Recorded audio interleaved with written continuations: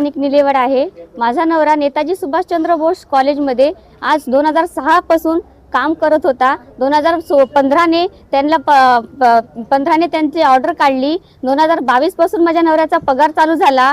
सगळं सुरळीत चालू होतं आणि प्रशासनाने काय केले, एक दिवस अचानक माझ्या नवऱ्याची पगार बंद केले आणि आमच्या कुटुंबावर उपवास मारायची वेळ आली आणि त्यामुळे माझा नवरा दिनांक 23 ते 29 तारखेपर्यंत जिल्हाधिकारी कार्यालयासमोर उपोषण करत होता, आमरण उपोषण करत होता। पाणी देखील पित नव्हता। तर उन्हामध्ये आम्ही बसलो होतो, आमचे लेकरं बाळ देखील आम्ही सगळे उन्हामध्ये बसलो होतो। तरी इथल्या कार्यालयातले अधिकारी कोणीच आले नाही, तपासणी केली नाहीत, काहीच केले नाहीत। आज माझा नवरा मयत पावलेला आहे।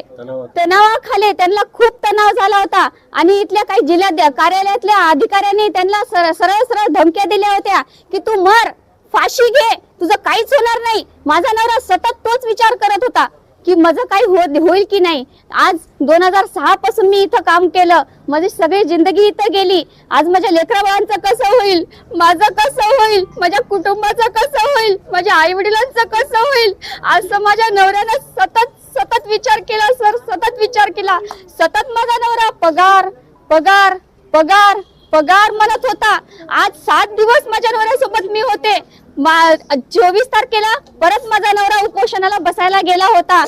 1 तारखेला माझ्या नवऱ्याला उठवलं होतं, झेंडा वंदन होता म्हणून। मग आम्ही परत 4 तारखेला उपोषणाला बसायला तिथे गेला होता। तर अचानक माझ्या नवऱ्याला चक्कर आली, अचानक। आणि परत माझा नवरा तिथल्या काही दवाखान्यामध्ये मी घेऊन फिराली माझ्या नवऱ्याला। ह्या दवाखान्यात फिरले, त्या दवाखान्यात फिरले, खूप दवाखाने घेऊन फिरले, पण माझ्या नवऱ्याला त्याच्यात यश नाही आलं। माझा नवरा सतत पगार पगार पगार म्हणत होता, माझी जिंदगी बर्बाद झाली म्हणत होता। डॉक्टरांनी सांगितलं ह्यांच्या डोक्यामध्ये आता काहीतरी एक डोक्यामध्ये फॅट बसलेला आहे, ह्यांच्या मेंदूला गाठ आलेली आहे। त्यांनी आता विचार करण्याचा थांबवलेला आहे। यांचं एक मोठं ऑपरेशन करावं लागल।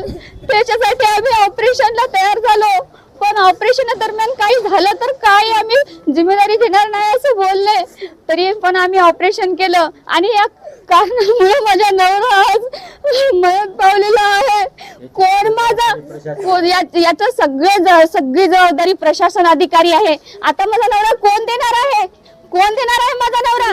हे 2 लेकरं, ही माझी मुलगी 3 वर्षाची आहे, हा मुलगा 8 वर्षाचा आहे, हे माझी सासू आहे, हा माझा सासरा आहे। या सगळ्यांना मला आता पोसावं लागणार आहे। मी कसं पोसणार? ह्यांचं शिक्षण